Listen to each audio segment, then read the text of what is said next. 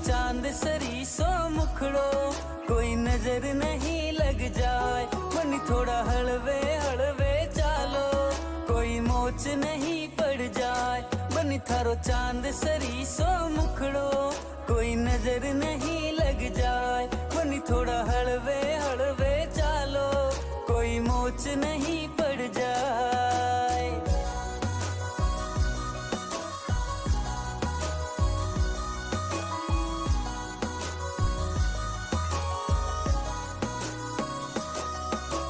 केसर की थे क्यारी लागो, रंग भरी थे थाली सा। खूब जाव सोनिर खा था न चाल थारी मतवाली सा। बनी थारा केस है कामण गारा, बनी थारा केस है कामण गारा।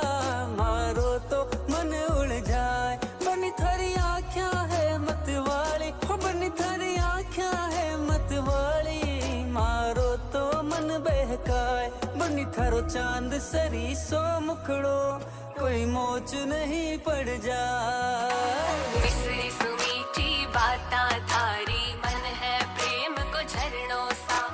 कांच बिथा सो शर्मा जावे, ऐसो रूप सजीलो सा। बनी थारो चांद सरी सो मुखड़ो, कोई नजर नहीं लग जाए। बनी थोड़ा हलवे फ्रेंड्स, वंस अगेन आपका स्वागत है मेरे चैनल पे। उम्मीद है आप सब बहुत अच्छे होंगे। सजना संवरना किसी नहीं पसंद है, स्पेशली ये बात अगर विमेंस यानी स्त्रियों पे लागू हो तो सजना संवरना मेरे ख्याल से हर लेडी को पसंद है। मान लीजिए अगर आपने साड़ी पहनी और उसमें कोई गहने आभूषण नहीं डाले तो एक अधूरापन सा फील होता है। तो ज्वेलरी का, आभूषण का हमारे लाइफस्टाइल में बहुत ज़्यादा योगदान है और हमारा कोई भी आउटफिट कंप्लीट नहीं है जब तक कि उससे मैच्ड ज्वेलरी हम जैसे कि इयररिंग्स, बैंगल्स, नेकलेस ना डालें, तब तक कोई भी आउटफिट कंप्लीट नहीं होता है। अगर आप प्राचीन काल में जाएंगे और देखेंगे कि हमारे राजा महाराजा कान में इयररिंग्स ऐसे स्टड्स पहनते थे, नेकलेस पहनते थे, रानियाँ भी पहनती थी। ज्वेलरी हमारे जीवन का बहुत ही ज़्यादा अभिन्न अंग है। आजकल हैंडमेड ज्वेलरी का बहुत प्रचलन है और मैंने भी ट्राई किया है जूट रोप से फैशन ज्वेलरी बनाने का, वो भी हैंडमेड है। ये आप देख सकते हैं, ये जो इयररिंग मैंने पहनी है ये भी मैंने बनाई है। और ये कैसे बनी है इसको देखने के लिए आपको हमारा वीडियो देखना पड़ेगा। तो stay tune on my video. और अगर आपको मेरा वर्क पसंद आ रहा है तो please like, share and subscribe ज़रूर करें।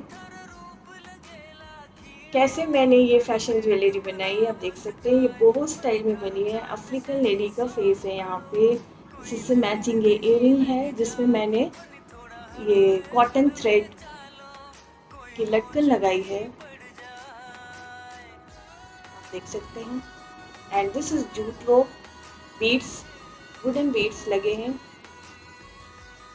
और वीडियो अगर पसंद आए तो लाइक, सब्सक्राइब एंड शेयर ज़रूर करें। Thank you guys.